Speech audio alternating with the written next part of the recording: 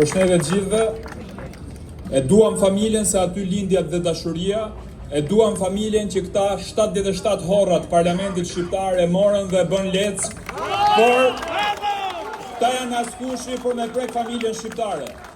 Ne mendum se parlamenti do të bënte një ligj që do njihte dy gjini, burrin dhe gruan. Ashtu siç bëri dekreti I parë I presidentit Shteteve të Bashkuara të Amerikës Donald Trump, I cili përcaktoi se ka vetëm dy gjini, burr dhe grua. Por këta horra, këta futën një ligj I cili do na marr fëmijët tanë. E keni parë besoj në televizion se çka ka ndodhur.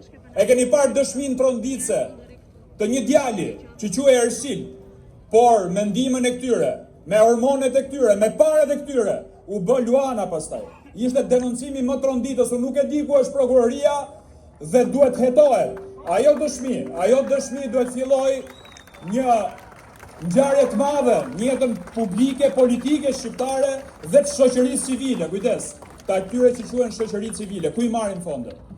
Këtu nuk kemi të bëjmë thjesht me një ligj, motra dhe vëllezër. Këtu kemi të bëjmë me një agjend pastër për shpopullimin e Shqipërisë, kemi të bëjmë me një agjend për të na rrëmbyer fëmijët dhe kjo nuk vjen rastisht. Prandaj unë jam këtu sot për t'i bërë një pyetje kryeministrit.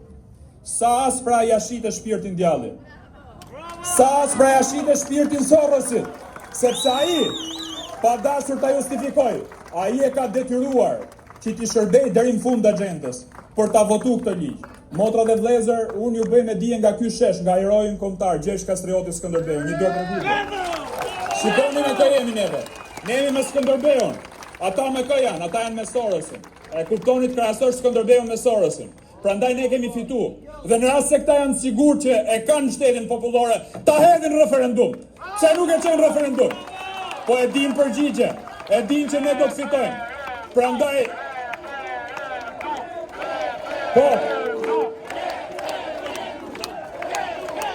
Prandaj demokracia është sundimi I shumicës mbi pakicën. Tirania është sundimi I pakicës mbi shumicën. Do ju ftoja tani, do ju ftoja të bëjmë një gest vogël, ta ktheni kokën nga ana tjetër. Shikojmë pak muzeun kombëtar, se çai kanë bërë muzeut kombëtar.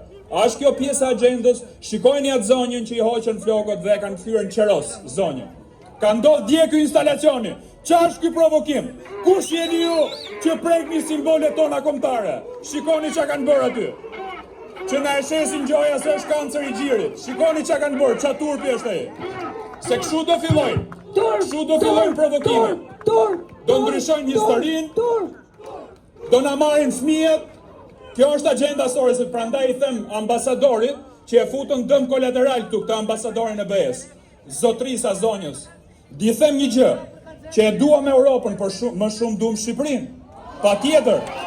Në rast se Europa na thot votoni këtë ligj, unë nuk du të hyj në Europë, por Europa nuk thot votoni këtë ligj, se ju e dini shumë mirë. Kemi një vendim të gjykatës kushtetuese franceze e cila thot jo, francezët nuk e duan këtë ligj, sepse është ligj I dëmshëm. 21 vende nuk e kanë votuar. Kemi gjykatën supreme Shteteve të Bashkuara të Amerikës që thot jo këtij ligji. Atëherë kush janë këta? Prandaj thirrja ime fundit është referendum. Pyesni popullin shqiptar dhe do ta merrni përgjigjen. Faleminderit.